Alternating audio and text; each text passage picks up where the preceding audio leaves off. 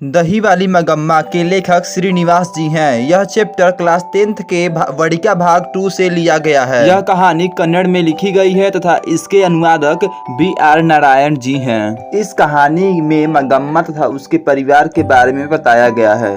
चलिए बिना देरी किए इस कहानी को स्टार्ट करते हैं। वेंकटपुर गांव में एक विधवा औरत रहती थी जिसका नाम मगम्मा था। मगम्मा के घर कुल 4 व्यक्ति रहते थे।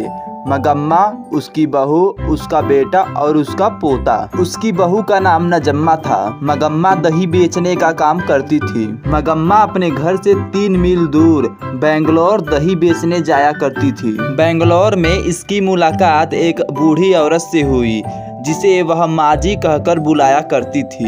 एक दिन नजम्मा अपने बेटे को किसी बात को लेकर पीट रही थी, जिसे देखकर मगम्मा अपनी बहू से कहती है, क्यों रे राक्षसी, क्यों मेरे पोते को पीट रही है। तो नजम्मा अपने सास को ही भला बुरा कहने लगती है और कहती है, आपके ही लाड प्यार ने मेरे बेटे को बिगाड़ा है। इस पर मगम्मा कहती है, आने दे तेरे पति को, उससे ही तुझे डांट सुनवाती हूँ। जब उसका पति आता है तो मगम्मा सब कुछ उसे बताती है।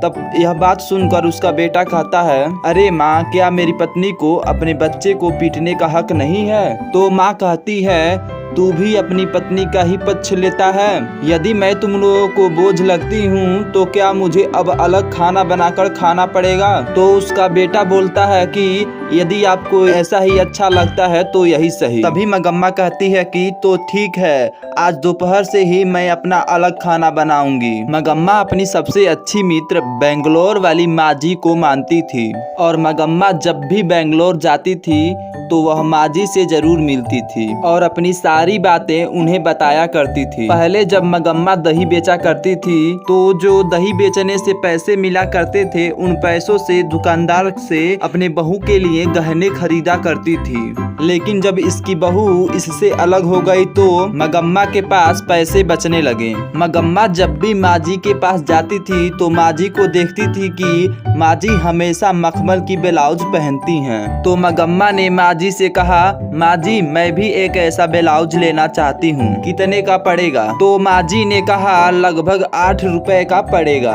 यह सुनकर मगम्मा अपने घर आ गई और अगले ही दिन दर्जी को एक ऐसा ही ब्लाउज सीने को कही। लगभग 8 से 9 रुपए खर्च करने के बाद मगम्मा भी अब मखमल का ब्लाउज पहनने लगी। मगम्मा को मखमल की ब्लाउज पहने हुए देखकर उसकी बहू उससे जलने लगी और मगम्मा से उसकी बहू कहती है कि देखो इस बुढ़िया को बुढ़ापे में भी मखमल का ब्लाउज पहनने का मन कर रहा है और इसे बुढ़ापे में भी जवानी याद आ रही है। उस गांव में एक लालची, लंपट और जुगाड़ी आदमी रहता था जिसका नाम रंगप्पा था। जब यह बात रंगप्पा को पता चली कि मगम्मा के पास बहुत पैसे हैं तो रंगप्पा मगम्मा के पीछे पड़ गया। रंगप्पा उससे हमेशा कहता था कि अगर तुम्हारे पास कुछ पैसे हैं तो मुझे उधार दे दो, जब मेरे पास पैसा होगा तो मैं तुम्हें यह पैसा वापस कर दूंगा। तो मगम्मा इस पर कहती है कि मेरे पास कोई भी पैसा नहीं है। रंगप्पा हमेशा गांव में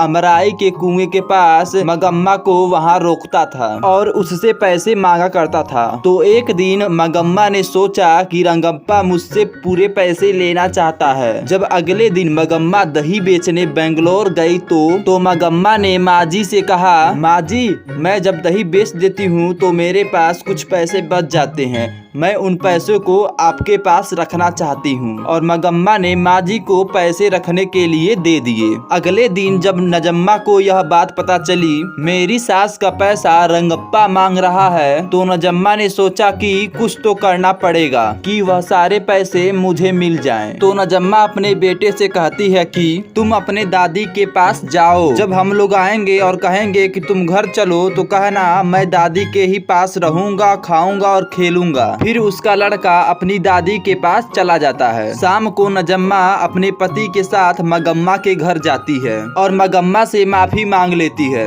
और नजम्मा अपनी माँ जी से कहती है कि माँ जी मुझे माफ कर दीजिए, उस दिन हम लोगों से गलती हो गई थी, अब हम लोग आपके साथ रहना चाहते हैं और आप कब तक दही बेचने का काम करेंगी, अब तो आप बूढ़ी हो गई हैं, तो दही बेचने का काम मुझे सौंप दीजिए। इस प्रकार उसकी बहू दही बेचने का काम ले लेती है और मगम्मा से कहती है कि अब आप घर पर ही रहिए और घर को संभालिए। इस प्रकार नजम्मा अपनी चतुराई से मगम्मा का कारोबार संभालने लगती है। यहाँ पर यह कहानी समाप्त होती है। यदि वीडियो पसंद आया हो तो वीडियो को लाइक करना और चैनल को सब्सक्राइब करना, और हाँ, याद से अपने दोस्तों के पास शेयर कर देना ताकि वह भी बोर्ड एग्जाम में फेल ना हो। बिना बोले ही सब्सक्राइब कर दिया करो यार, क्योंकि सोने की थाली चाहिए हमको।